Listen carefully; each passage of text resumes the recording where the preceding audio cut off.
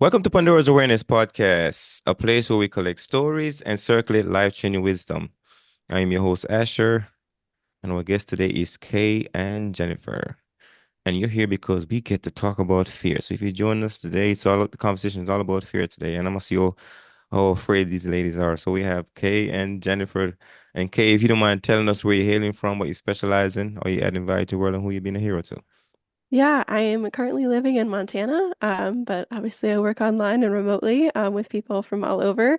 I am a business strategist, and I actually focus on the unknown and fear and navigating that. So this is actually a perfect conversation because fear has been a big part of my life, like it is for all of us in some form or another. And yeah, I think those are the questions, correct? Yeah, and who you been a hero to? Who am I being a hero to? Yes. Oh my gosh, that's a big question. Um, I think my husband I could say that. Why not? Why not? Um, no, I think I can say that. Yeah. But yeah, my husband and my sibling Gray. We'll do a little shout out for them. All right. Thank you so much. Okay. And same for you, Jennifer. If you don't mind telling us where you're hailing from, what you specialize in, or you adding value to the world and who you being a hero to. Wow, how am I adding value to the world? These are some big questions for introduction. So I am hailing from New York City. Um, I work in corporate real estate currently, and I also have my own podcast that I started when I was in grad school. And I focus on basically career journeys. And so I just picked that back up.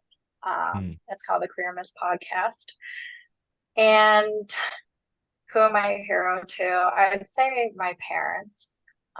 We'll get into a little bit more about me, but I think just my journey has inspired them in a lot of ways, and they inspire me too.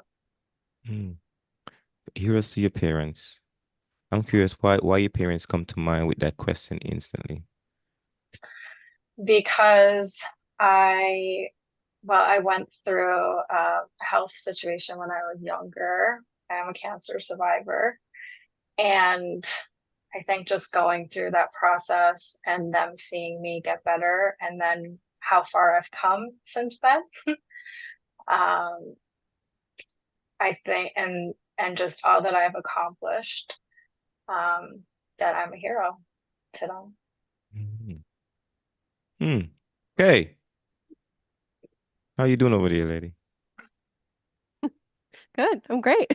Great. You great? Great. Okay. So listening to Jennifer just dropped us that gem about surviving cancer. Is that relatable to you?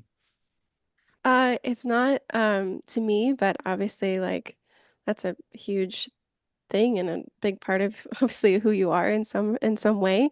And I find that really inspiring. Thankfully I haven't had cancer that close in my family or obviously with me. And so yeah, I just mad respect for you and I'm excited to hear more about your journey. Hmm. Me too. Okay.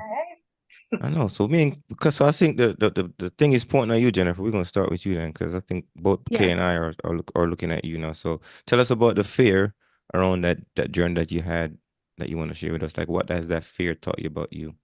Oh gosh, so much. Well, I think when it comes to, fear is an interesting topic for me because when you go through something like cancer, and you are faced with death Mm, and possibly not being around any longer, you actually have a very different relationship with fear because you have faced probably what most people worry about the most, which is not being around anymore. So when I was challenged with that and moving past it, I think my fears then started to kind of trickle more into failure and rejection. Um, so I would say that I also wanted to, I don't know, have more purpose because I don't think I thought about my life quite like that before I was diagnosed. So then I was trying to, once I was better, I was trying to think about like, what is my purpose? And how am I going to, I don't know, give myself a second chance, I guess. Mm. Um, so I really had to work towards something, and I focused on a goal and I went towards it. Um, but one of the goals that I was focused on was going to grad school.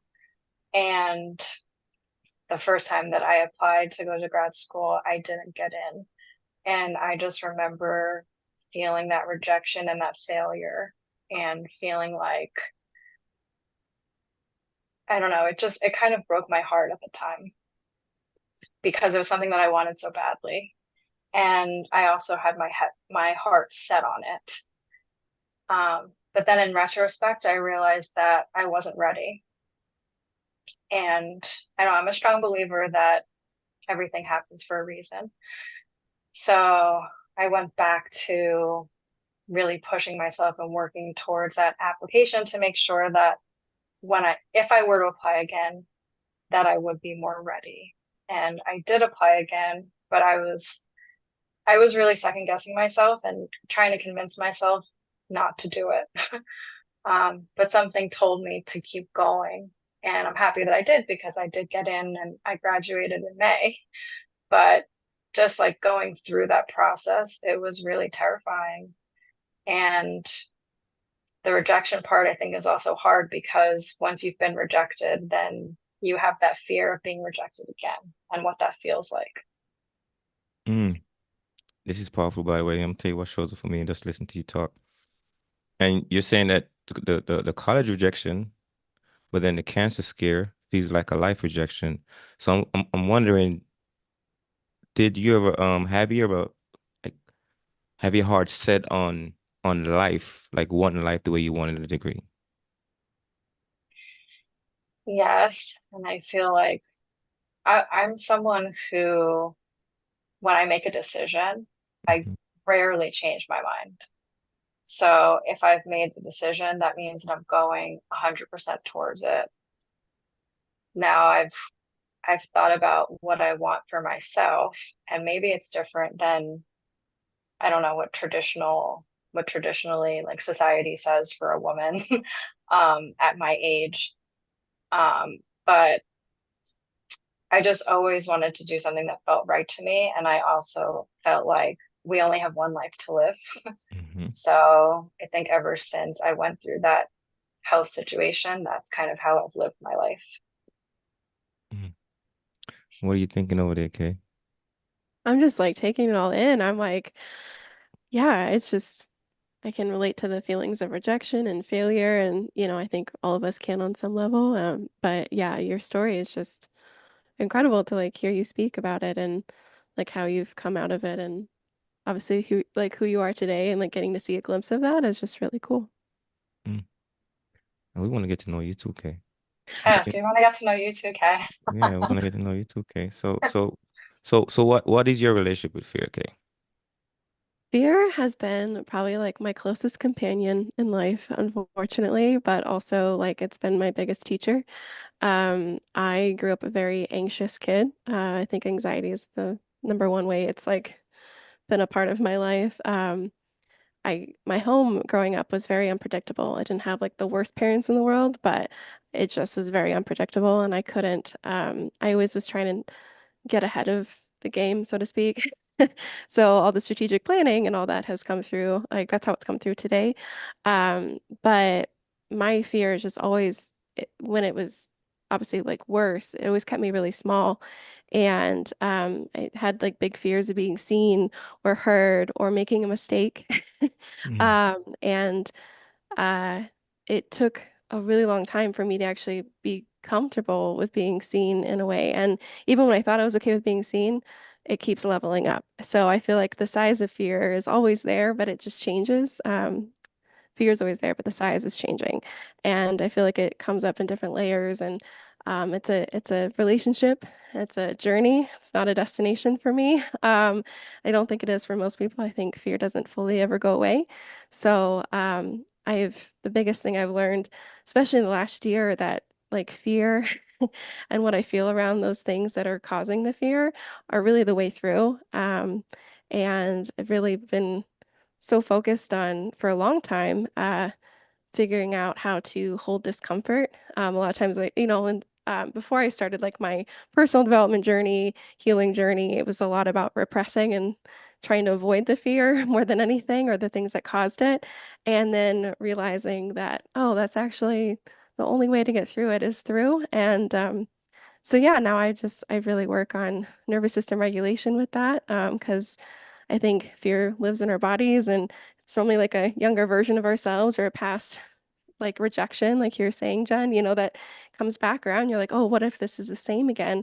And then, like finding safety and creating safety within myself so that whatever happens around me, like we can tackle in some way. So um that's the long of the Mm. short of the long. So Okay. No, I'm feeling it. So you said something about being seen, and I'm curious to know what you mean by being seen, and what were you afraid of people seeing? yeah, I think messing up was like a big thing I was scared of as an overall as far as being seen. I didn't want to be seen making a mistake when Mm. I was younger. And then I think also just like so I was a really confident kid growing up right away. Early on, I was really confident, life of the party. And then I don't know what happened as far as like puberty, the anxious likeness that I gained from my household, things like that. And I started just to like get myself smaller and smaller and just try to blend in and be as invisible as possible. So that meant like in relationships and friendships, friend groups, as well as, like I did theater for years. I actually have like a degree in stage management, funnily enough. And Mm. I did all the backstage stuff because I didn't think I was good enough to be seen or out in the forefront. And I could sing, I could act, I could do the things, but I didn't think I was on the same level or capable of maybe like learning to the point of getting good enough to be seen. So I feel like it had to do a lot with like my worth and being able to like show up as I am and be a beginner again too. Mm. Mm. Jennifer, what are you thinking about over there? I I actually have a question from Kay and listening to you speak about your relationship with fear. So you mentioned that uh, that being afraid to make a mistake was something that that is part of your relationship with fear. Where do you think that comes from? Um, don't want to like rag on my parents. It's my job to heal it. But I do think, and not just my parents, I think there's other members in my family where they were kind of judgy. So you'd see other people out and about and they'd be doing something that made them look maybe a little silly, or they're wearing clothes that made them happy that maybe wasn't as traditional. And they would point it out. And I think I was always like hyper aware of like who I was or tried to be super like self-aware.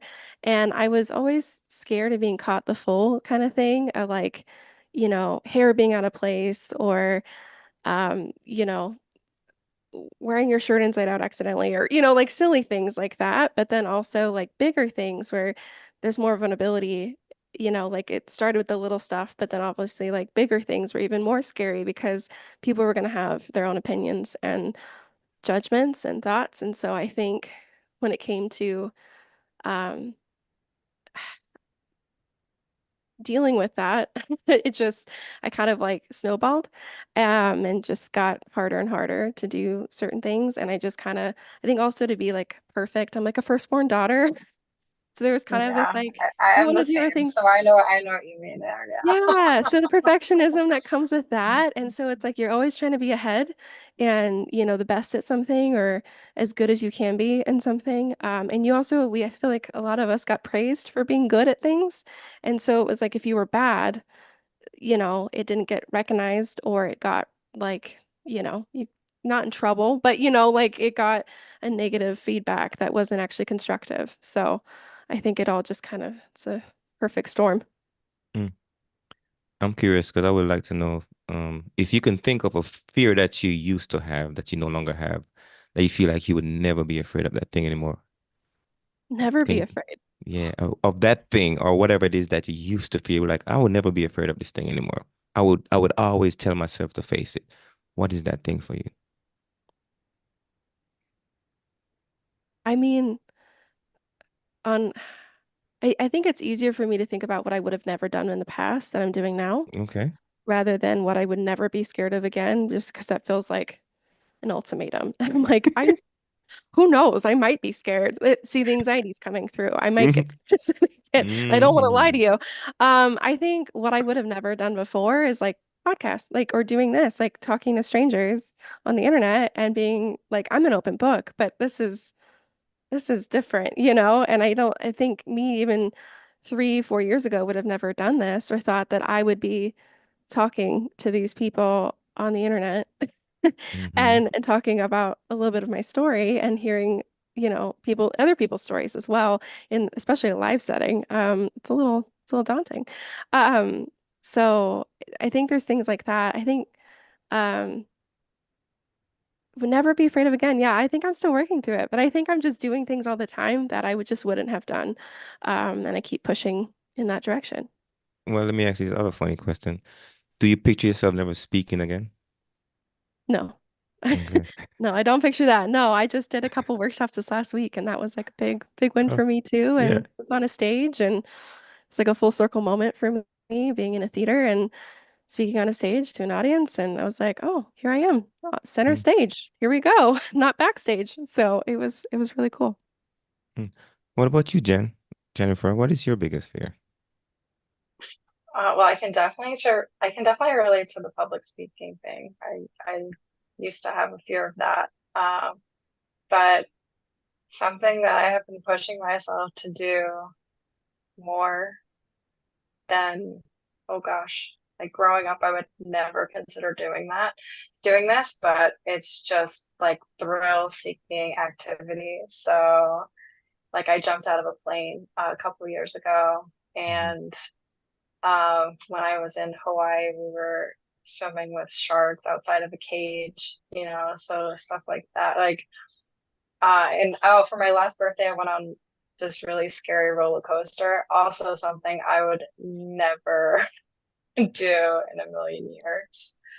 Um, and like working myself up to that, oh my gosh, I was freaking out.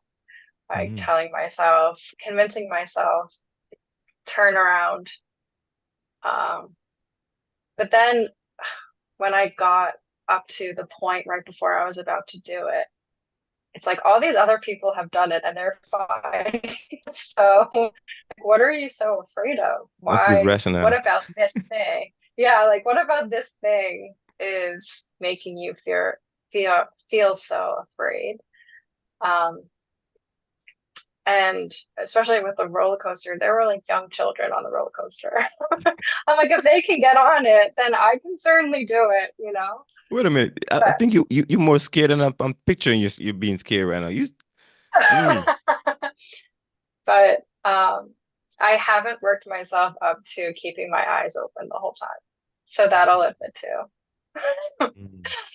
But definitely like pushing myself out of my comfort zone in that way is something that I have been a very, very scared of to do in the past, but that I've been pushing myself to do more of. I want to go back to your cancer journey, and I would like to for you to take us to that museum of what your mindset was like during that time. Like, what were you thinking about? Like, what was some of your biggest worry? Like, what you thought you was gonna miss that wouldn't happen for you, like, when you were going through that. Oh gosh, so much. So I was diagnosed when I was 24 Mm-hmm. and I had just graduated from undergrad.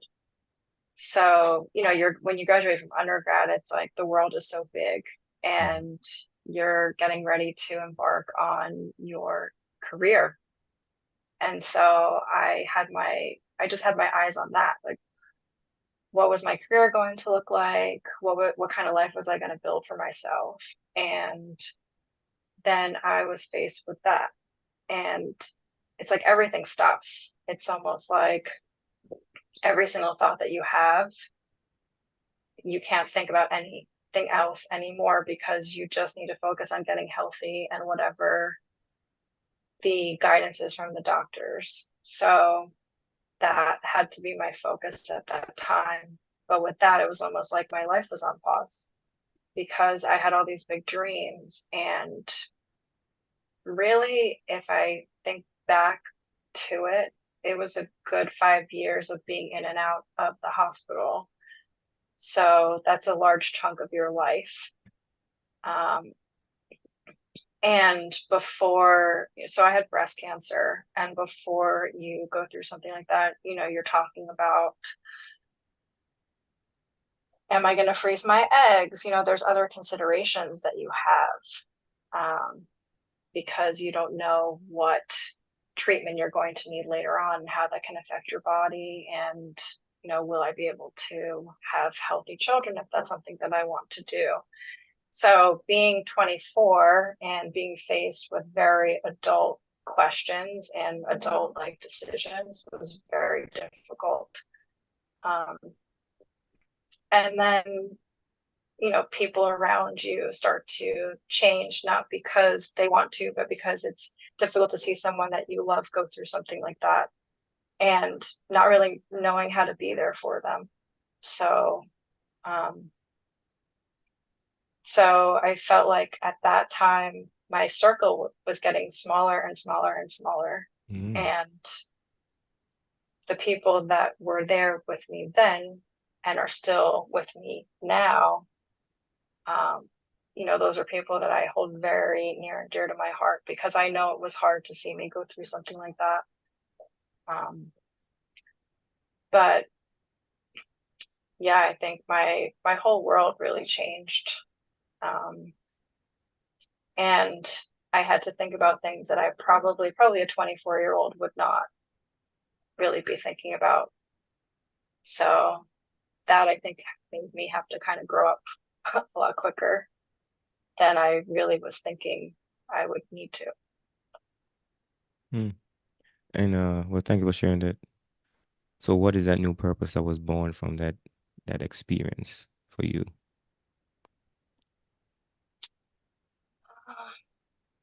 Well, I feel like I have still been looking for that in some way, and trying to fulfill whatever that is. But like how I mentioned with going to grad school, that was definitely something. So I had applied to go to grad school right before I was diagnosed. And I took the GMATs and I was about to apply. And then 2 days later, after getting my scores back, I was diagnosed. So I had to put that dream on pause for a long time. And then I was able to kind of pick that up and do that again. But that was something that I was after for a long time because it had been a dream of mine. So now that I just accomplished that after all this time, now I have to go back to what are my new goals and what do I really see for myself now. But what I will say is that never give up on whatever dream you have. It doesn't matter how old you are, because I never thought at my age I would be sitting in a classroom and um, that was part of, I don't know, it was part of, I feel like closing that chapter for me. I feel the need to go back, if you don't mind. I feel the need to go back. And I'm listening to you, and so you achieved that one thing, the degree piece. But when you was going through that phase of your cancer scare, like, do you remember like there was something that you like, I wish I had time to do that, or I wish I could do this, or I would not want to leave this life without doing that thing. What would that thing be that was the most important thing you would want your life to have the time to do? Mm-hmm. Well, I don't know. When you're going through that, I feel like you just, well, the first thing is that you want to be healthy. So that's your number one focus at that time. Mm-hmm. Um, but I really wanted to see the world. And I felt like, when you're in and out of the hospital, you can't go anywhere. So I wasn't really leaving New York that much. I wasn't doing, I wasn't going on adventures or really getting out and traveling. And that's something that I love to do. So I feel like that was the one thing. I just wanted to see different places. And that's all I've really ever wanted to do. So once I got healthy, that was probably the first thing that I started to do as much as I could, was travel, because I just felt like, I don't know, not being able to see the world. And when I travel, I feel like you gain a different perspective on things. So that's what was missing the most for me. Mm. I know Kay felt that too. Kay, I know you felt that too. You was talking Oh about yeah. purpose, my friend, Jennifer. You was talking about purpose, and in that moment, the thing that felt like you would miss if you left now was to see the world. Yeah, if you looking for And purpose, you have the world right behind you. yeah, I know, right? Because it's a big part of it's part of my vision is to really like put my feet and everything as I can plan on planet Earth as much as possible, impact planet Earth as much as possible. But I understand what you're saying, when you was like, oh, seeing the world, because part of you was meant to like be an astronaut, so to speak, of the planet Earth. And when you was felt like your body was not able to take you there, then you felt like, oh my God, I didn't get a chance to do that. So now the purpose in life would be, right? What can you do to get you know, get you some wings, man. Get you some wings. So anyway, what were your thoughts, Kay? That's what I was feeling. So just now, listen to her talk. Oh my gosh, I resonated with a couple different things, especially going back to before that we got back on your journey, but the thrill seeking and Mhm. like doing activities like that, that I also I went to Egypt earlier this year and I had an opportunity to do a hot air balloon, and typically I don't like heights, but I was like, this is a once in a lifetime opportunity to go, like potentially once in a lifetime opportunity to go in a hot air balloon above, the Valley of the Queens and the Kings. And I was just like, okay, at like sunrise or something. So I was like, okay, I have to do this. So in that moment, I also decided, I was like, like I'm gonna forever say yes to activities that scare Mhm. me, that are like for fun, like they're supposed to be fun activities. I was like, there's no reason. And it was actually just like the most peaceful thing to go on this hot air balloon. So I was like, I had no fear of heights up there, which is just funny. If I would have said no, I wouldn't have gotten to do it. So, on a fun note, I wanted to relate to that. But then, sorry, they're doing lawn work apparently outside. I We're don't not know. hearing. You got good mic and headphones. Yeah, we're not Perfect. hearing. Okay, that's why we do this, right? Um, but I thought it really stood out to me in your story, about how your circle was dwindling, because partly because you didn't know how to be there for them. And I just was like, wow, like that's just so like, um, your only job at that point should be taking care of yourself, right? But there is, in relationships, there's like a give and take, but you don't know how to do that when you're not able to give, like, or just the receiving. And I thought that was really uh interesting. It's not something you think about, Mm. as obviously the person going through something, and I think at least the people that stuck around obviously knew that um, they had their priorities, straight, as far as like knowing that where you were at and what the relationship was going to look like for a while. So I just thought that was like beautiful that those people, how they came through with that for you. Also relate to you as far as like the fertility stuff. There's definitely some question in that for me and my husband, and so it's a journey we're still figuring out and navigating, but having to like, in some ways, we're having to think ahead too, and it's not something that I don't think we were necessarily thinking we'd have to do. Mm. Especially like the way, in a very basic way, women are meant to have kids, like that's just how our bodies are supposed to do things in theory, is obviously if we choose to. And so when you go to do that thing and it might not work the same way or end up the same way or not happen at all, it's just really I resonate with that part of your story for sure. And obviously wanting to travel the world too. I think once you get that itch, you just want to go and you want to do whatever you need to do to make that happen. And so I think that's yeah, something we definitely have in common there. Mm. Well, thank you for sharing that, okay? I myself have, I did 22 years in the military. Been a couple places, and also you was talking about jumping out of an airplane. I used to do that when I first joined the military. I think I have like about 30 times, 30 jumps I've jumped out of a perfectly Oh my good aircraft, gosh. right? But I remember the fear around that. When I first started, I remember the fear around that until I got, it's always a fear. I remember one time, just one incident I remember too. It's we call him the jump master, the guy that actually puts you out, right? Like make sure your stuff is great and put you out the plane. So this one guy, he's like my hero in the military too, and he took us on this one. I think it was like a Black Hawk. We did the Black Hawk jump, and we was all on the plane, just on chopper, just going to the drop zone, and I could see his leg was like, tick, tick, tick, tick, tick, tick, tick, right? I'm like, this guy, he probably got like 100 something jumps, right? But he has a little shake in his leg, like I had a little bit, like a little anxiety was happening for him. And I was like, wait, I'm over here shaking my guts too. And he's having a little feelings. I'm like, we all go have that feeling. Doesn't matter how often we do the thing, that the energy is gonna show up, and it's all about how you kind of like regulate that energy. And obviously, he has good regulation of energy, but it reminded me that we all have that fear. Doesn't matter how often we do the thing, we all have it. But then we get through it by somehow we have a system of getting through it, and he has a system of getting through his. And that made me feel like, okay, all right, all right, all right, let me keep doing this thing because he's doing it every so often we get a chance to do it, he's doing it. So that was something to remind me about fear. It shows up. You just gotta know how to handle it and regulate it. And I think Jennifer, you did some awesome regulation with some of the things that you've been through, which has got me curious about even more about your purpose now. If you had to think back to your purpose, I want to go back to this because I think there's something you said, purpose piece. And I feel like, here's another way I think about purpose too. This says anything that frustrates you, piss you off, make you mad, make you sad, you was born to solve. And sometimes you find things in your life that really, really just bothered you, like just really bothered you. And the thing is gonna bother you until you do something about it because that thing that bothers you so much, you're supposed to transform that thing into something.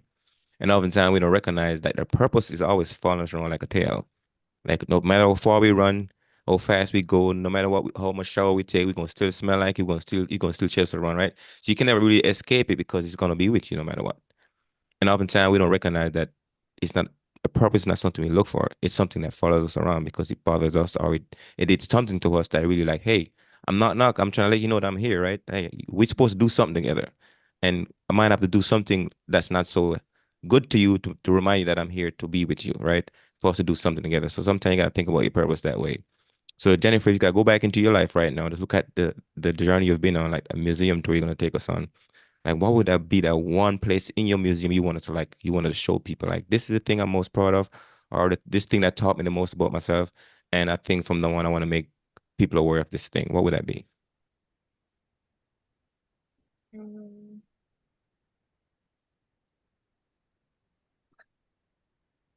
hmm.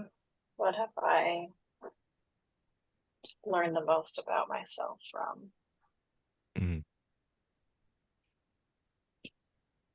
I think it's a hard question because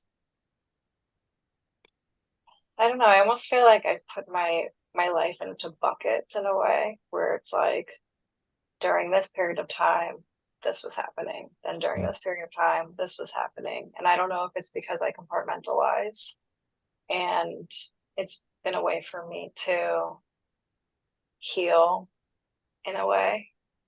Um, but one thing that I did so like I said, I was 24 when I was diagnosed, and at that point in time, I don't know what the statistics are now, but only 2% of women that had been diagnosed with breast cancer were in their 20s, I think, under 25, between 18 and 25, only 2%. And that made me feel very different mm, being in a situation like that. I really didn't have anybody to go to because there weren't that many people who had been through it at my age. So when I was going through the healing process, I started to mentor other women of all ages. So anyone that knew someone that was going through breast cancer, or someone close to me who also was going through it, they would call me and I would talk to them, and I would basically share as much as I possibly could. And then I wrote down basically my journey, and I turned it into an ebook. And Mhm. um, and I started to do some interviews and other things with other cancer survivors, more public stuff. And I feel like that was part of my purpose, because I wanted to turn something, I wanted to be the voice of this group that really didn't have one because it was so small. And also to be there for other people who really didn't have anyone else to turn to. I will say that it does take a toll on you, though, because you are going back to that place and kind of revisiting things in your mind, which can be difficult to relive over and over again. Um, but it was important to me to give back to other people and to be there as much as I could, because I knew how hard it was. Mm. When I think about purpose, it comes back to why, right? The why question. But then why is an acronym. It stands for what hurts you or what helps you. And oftentimes we gotta figure out which side of the why we're gonna pursue. Either the thing that hurts us, like what hurts you, you can like either make people aware of it, or what helps you, you can make people like take action on it. So you gotta think about that thing for yourself, like your why, like what hurts you, what helps you, which one of the you might be able to do both, right? But it kind of helps with the purpose piece as well. So I also want to share that with you as well. Because I can That's a feel good you. way to think about. Yeah, that's a good way to Yeah. think about it. Mm. I hadn't heard What's on that your mind, before. I Kay? love that. I was gonna say I love that the why, like the what hurts you or what helps you. I love that. I hadn't heard that before. So thanks for sharing that. Mm. Yeah, Jennifer got me thinking over here. Me too. I'm like, yeah, like getting to hear your story is just I wasn't expecting it. So I really appreciate it though. Mm. And you say you put your story into you turn your what I call turn your traumas into treasure, or you turn your story into intellectual property. So what's the name of your book, by the way, Jennifer? A sarcastic guide to beating breast cancer. A what? So, a sarcastic guide to beating breast cancer, Mm. because when I was going through it, I tried to make a joke out of everything, or just like, I just tried to think of things in the most positive light as I could. But I also would just be so, I don't know, it was kind of like just having to go through that and being in the hospital so much and seeing the things that you see, which can be really upsetting, especially if you haven't been in hospitals before, just being around that. And um, I just felt like I had to almost have a be sarcastic about it. And that was what helped me get through, I guess. Mm. So, Well, thank you for sharing. Okay, I do want to get into your profession, by the way, the thing you specialize in, how you add value to the world. Okay, we gotta get to that piece of it. So if you gotta share with us on what you specialize in and why is that thing you specialize in so important to you right now? Yeah, sorry, I'm just like still listening, like taking in your story, and I'm just like, oh wait, shifting gears. Okay, like Yeah, shifting gears, shifting. it's your so turn, It's Kay. your No I'm turn. points. fine just listening to you all day. I'm like, We don't need me here. That's okay." Yeah, I so purpose has been like a lifelong like search and pursuit for me. Like, and I've always been really passionate about personal development and like figuring out who I am and what I bring to the table. And it's really hard to do that when you're struggling with fear or Hmm. anxiety or just growing up. Like that's, you're changing so much and there's so much happening around you. And I wanted just to have the answers, and it's really that's not how it works.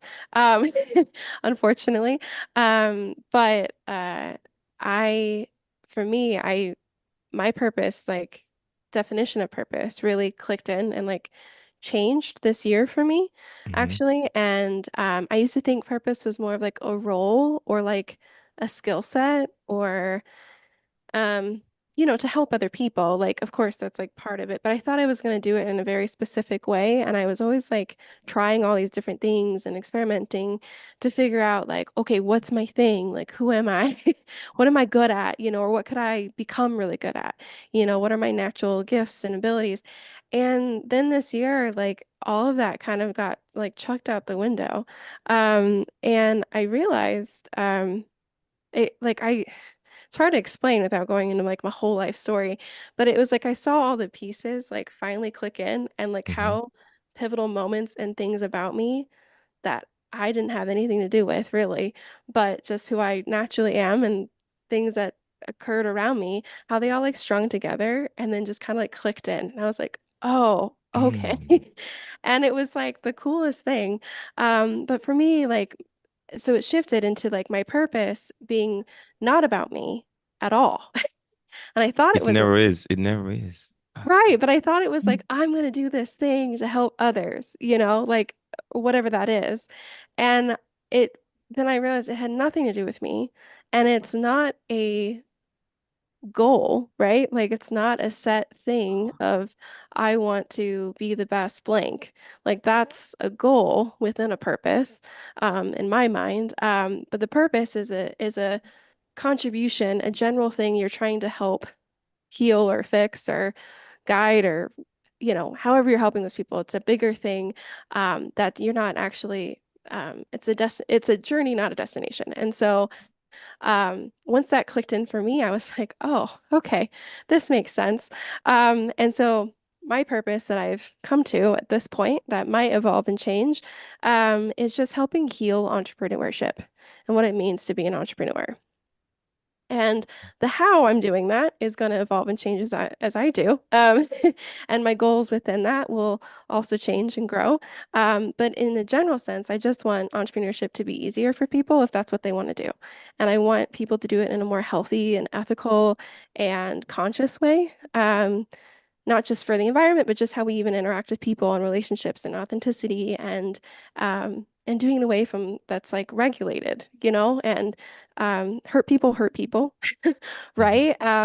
And I think that translates into business practices and business models and actual impact we end up having. And if we're not happy, if we're doing it from a place of scarcity, if we're fearful, and that's the only way that we're being guided and creating things or trying to help things, it doesn't have as great of an impact, and we don't feel good at the end of the day.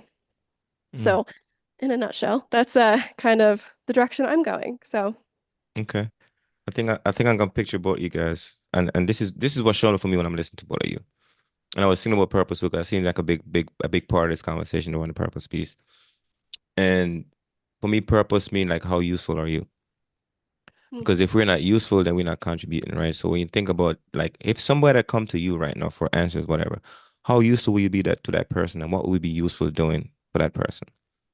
And you've got to think about like what is the thing that I'm most useful at doing? And if I do this thing continuously, would I be happy doing this thing or draw for doing this thing? And you look at your life like, wait a minute, I'm very useful when it comes to this because oftentimes people come to you for your usefulness, for your fruit, so to speak. They come to you because they look at you like, I like the fruit that you produce. And I come here only for this fruit. If you didn't have the fruit, I wouldn't come to you.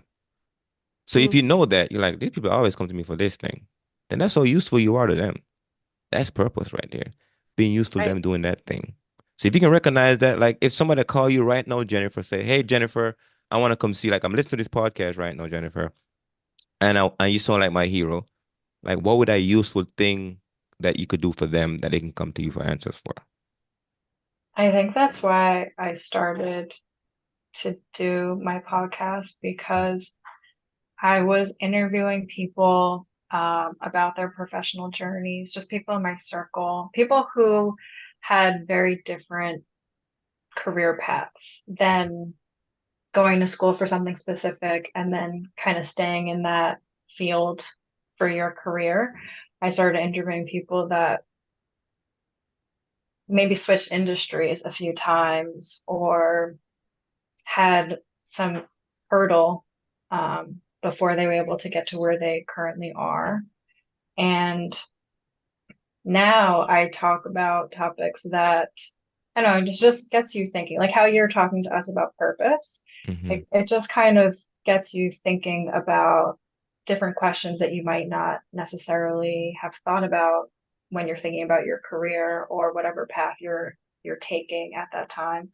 But it's just meant to be provocative and Mm-hmm. um, think differently because I think that, how the world has changed so much and the way that we present ourselves and show up has changed a lot. And that all also feeds into the workplace and your career and, how you show up for your colleagues and other people around you. So, um, and I don't know, people tend to come to me and ask me about that.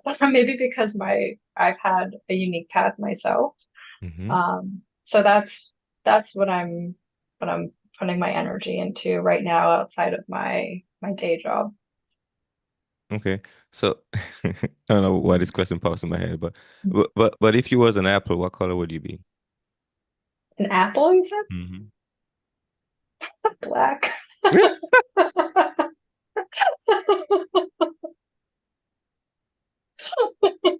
I love how honest that was, though. I was actually just thinking, I was like, could that be a realistic Wait, color? wait a minute. We got that is such a good answer. Oh my God. If you I was an will apple, what show that color would you my be? You would be a black apple. Black apple. Yeah. Why is that? Why is that, Jennifer? Why is that? Because if you saw a black apple, you'd be like, I don't know if I should be eating this. I don't know if I should be like, I don't know if, I don't know, it's intriguing. There's like mystery around it. Mm. And then, yeah. And then once you open it, I mean, the inside would be delicious and tasty, but from the outside, you're like, I don't know. I'm intrigued. I think I know. I think I'm figuring you out. I think I'm figuring you out, Jennifer. I think I am figuring you out. You know, you ever heard it saying, it says find out what everybody else is doing and don't do it. Like find out where everybody else is going and go the opposite direction. Yeah. I think you got a mind like that. I think you got a Yes. mind like that. Yes. Like if everybody's doing that, I don't want to do it. I want to do the complete Yeah, I went opposite. to the opposite thing. Yeah. Yes. I think I'm figuring you out, Jennifer. No, this is unique. So that means you want people to think. You Yeah. kind of frozen. Yeah. I mean, I'm very analytical person, so Hmm. I feel like I don't know, maybe that's why, but yeah, I like people to question, Hmm. to wonder why, um, to dig deeper than just looking on the surface level. So if I Hmm. would have said red, then that's an obvious answer, right? Like, Yeah. Okay. Okay. Oh my God. I know. I don't know. I know. We are almost at time. So I've asked these questions, so we'll kind of make sure wrap up a little bit.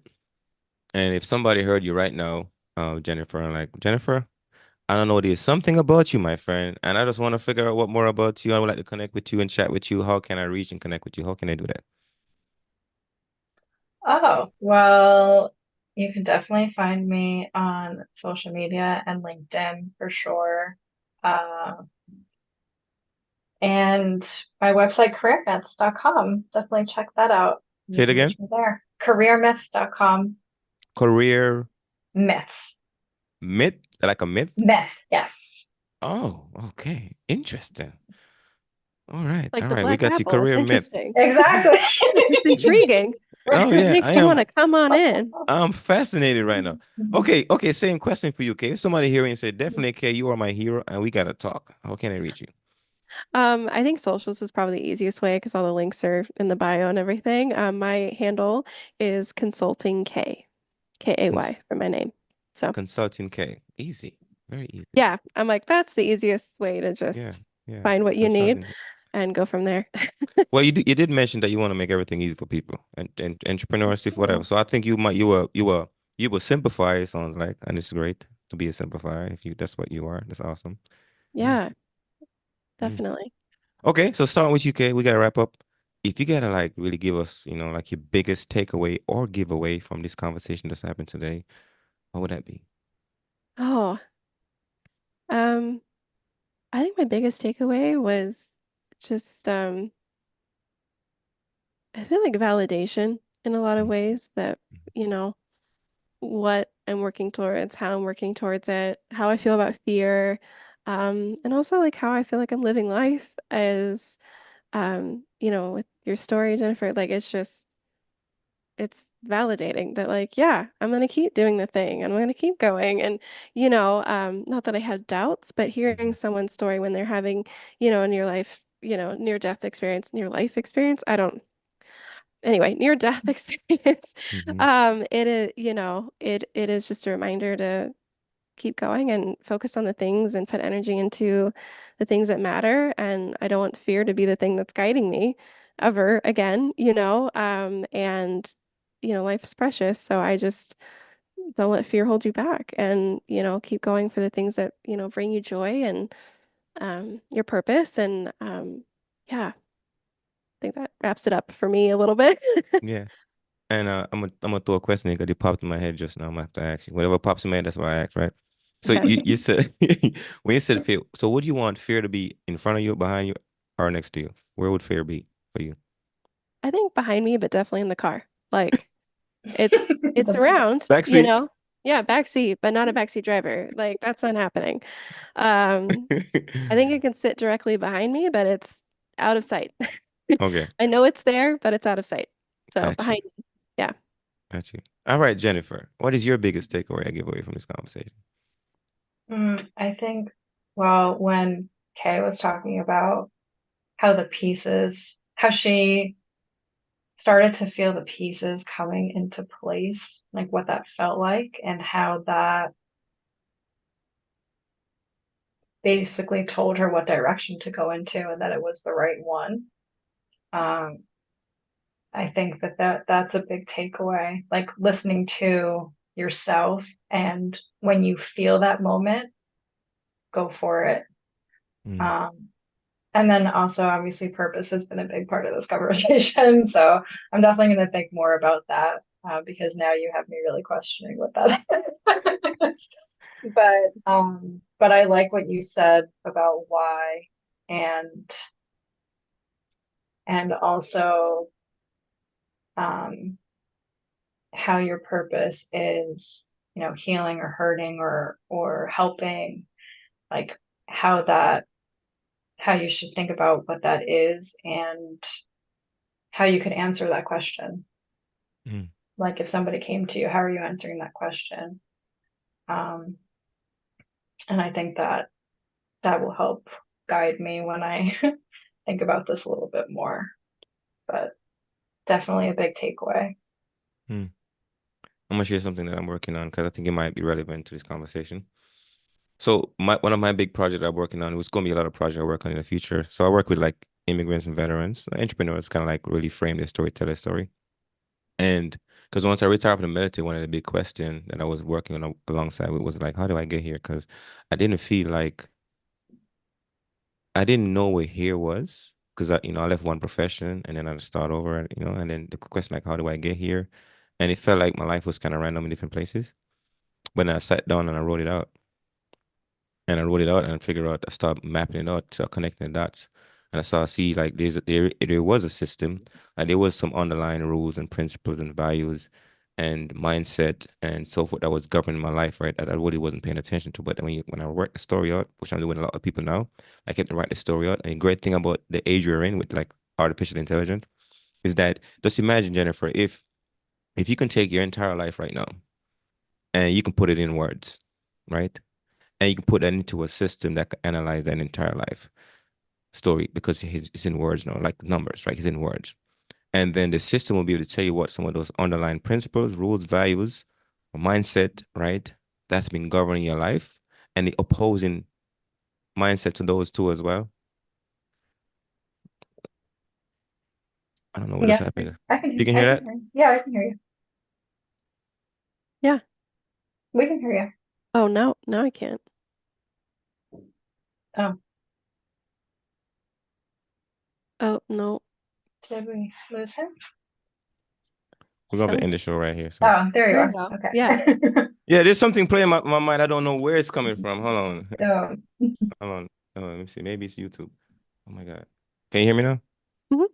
yeah. Could you hear the thing Yeah. playing in my ear? No. No. No, you couldn't. Okay, cool. Mm. Perfect. Oh my God. So there was like an advertisement that's popped in my ear from somewhere. I don't know what on my computer. And I was like, what is this? Like, where this coming from? But it disrupt the show. Okay, sorry. So, but what was I saying again? Mapping like your Yeah, story. you're talking about mapping out your story. Oh yes. I was talking about so if you have the system to map out your story to kind of like analyze your story and tell you what was those things that was going on in your life, it will make so much difference. You can actually understand yourself.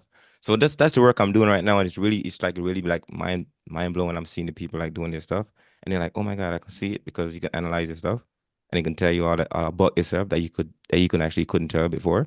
So it's amazing. So just like you see, you wrote your book about your story, you should find a way to Mhm. analyze that entire story that you've written and figure those things about Maybe your I should story. put it in chat GPT. Yes, and then ask it, yeah, to tell you to I ask know. those questions, and and he's gonna tell you about yourself because then you're gonna figure out you can start connecting these dots because your entire life is a recipe, right? Because we're here to make a living from the life we have lived. So that means the universe has granted you all these experiences, and you get to make a living from your story. You just gotta figure out how useful it is to other people. But it is useful. You just gotta figure out what it is and what part of it is useful. And from there, you're like, wait a minute, they love this. Let me focus on that area. So. Okay, you smiling. What are you smiling about? Oh, just what you're saying is so validating for like my story and like what I'm working on. And like Uh-huh. it just gets me so excited because I mean, even you're saying things I've never heard before in these words, but the way that you're saying them, it just is Mm. like kind of an aha moment in a way, or like just reassuring. Like you said, make a living off the life you've lived, I think is what you said. And I'm just like, Okay. that's what I'm doing right now, but I didn't real like put that together, and just those pieces that I saw like I didn't have to, thankfully, I didn't have to write out my whole life story to get the pieces lined up. I ended up just like kind of having one of those like Mhm. downloads, for lack for a better term. And I just saw all the different moments in my life that just kind of like made sense and was the map for, and the foundation for what I'm doing and how I want to help people and the work I do get to do, which is super exciting. And yeah, it's just so validating. I'm just like this, I'm taking this as more confirmation that I'm like on the right path. Like if Mhm. I had any doubts before, I don't now. And yeah, just so thankful for this conversation with both of you. So, Wow. Got me feeling good too. Cause no, I'm imagining Kay and Jennifer like being, a couple of years from now, being like the elder woman in the village, and you get to have those little kids sitting around you, and you're gonna tell them all these stories about what the world was like and what you did in the world and how you was useful to the world. Like, what would that story be? What you get to tell, right? And I'm sure you're going to think about, I want to tell this kind of story because when I'm at my life for these days, I'm doing, like, I'm thinking about if I do this thing, would it be an awesome story for me to tell later? If it's not, like, I want to do that because it's gonna be like it's not a story for me to tell later. So now I start thinking about everything I do as being a story. I get to sit around the fire with somebody when I'm old. I'm telling the story and I'm making it all epic and crazy and dramatic and all that stuff. I'm like, yeah, because I did this stuff. I was jumping on the airplane like Kay was like Exactly. Jennifer, right? Yeah, Exactly. yeah. So those are things you start planning for now because when you think about like setting goals, right? I don't think people understand what like the goal setting piece, right? Because we do a lot of life where we are being random, right? When you do a lot of random things, you can't measure it. But when you deliberately do the things you gotta do, then you can measure it backwards, like where I started where I'm here, right? Like the gain piece. And based on that measurement, you can talk people through the same process. Like, how do you get here, Jennifer? Oh, I know. Because I set those goals and I got here, right? I set that point and I got here so I can measure my journey. And a lot of people are gonna going on that same journey and go like, "How do you get here, Jennifer? How do you get here, Kay?" And you can tell them, and that becomes a system that you get to teach as an elder woman sitting around the fire talking to the young kids. That's part of the life process. So okay, all right. I don't want to go over time because I know we set on time. So I have two more questions for you guys. So I'm gonna start with you, Jennifer. Like, what is that one thing or two thing when people do it drive you crazy? If you gotta share with us. So when people are driving me crazy, you What said? is that one thing or two thing when people do it drive you crazy? Yeah. Oh, when they do it, it drives me crazy. Mm-hmm. I think impatience, like Mm-hmm. just I am well, I said I was someone who analyzes a lot, but I'm also a patient person, and I understand that certain things take time. And when someone is trying to pressure or they're being very impatient without understanding the process behind it, or that there are other steps that have to happen for, for them to get whatever that thing is that they're waiting for, that drives me crazy. Mm. Because I'm like, all in due time, it will come. Trust me, it's going to be great. But you just have to have a little patience. So to not drive you crazy as a good friend of you, we gotta just we gotta be more patient. That's what you're saying. Patience, All yes. right. So Jennifer need patience so she don't get stressed out. All right, Kay, what about you? What is I what is that one thing or two thing when people do drive you crazy? I mean, I've been sitting here thinking about it ever since I'm glad you started with Jennifer. 'Cause it's like, I don't know. Like there's like a lot of little pet peeves and things that we all have, but I don't focus on them so much that I don't Mm-hmm. that it's hard to recall them. But I think one thing that drives me crazy is people not planning very well for events that involve like events or vacations or things that involve multiple parties that they're not thinking through how other people might be affected. The strategic planner in me is like, can we plan better, please? Like, can we Mm-hmm. have a conversation about how this hit like affects this and then the domino effect? And I just get so frustrated when people haven't thought things through that affect other people. So I think that's frustrating for me. Hmm. I'm gonna take a guess here that you are a very organized minded person. I And have, I probably drive you crazy because I can never and I'm gonna say this because I'm a web thinker, right? I connect dots. I don't do linear thinking. Like somebody tell me to do 1 to 10. Normally it doesn't work that way for me, right? Because like my step number 9 would be probably step number 1 for you, or your step number 1 might be step number 9 for me. So we're never really in alignment because I don't think linearly, right? A lot of people are not the same way. So, but planners like you are often linear thinkers. Like, well, we gotta do 1, 2, 3, 4, 5. Other people are like, no, let's go over here first. And you're like, no. So makes sense. I don't have a problem with people that think differently or don't think linearly. It's just Mm-hmm. like, can we think the way you need to think, but like, Mm-hmm. think about how it's affecting others. Mm-hmm. Like at the end of the day, is Mm-hmm. everyone happy? Like in some form or another, like is everyone taken care of? Let's say that. Is everyone taken care of? As far as like the baseline stuff.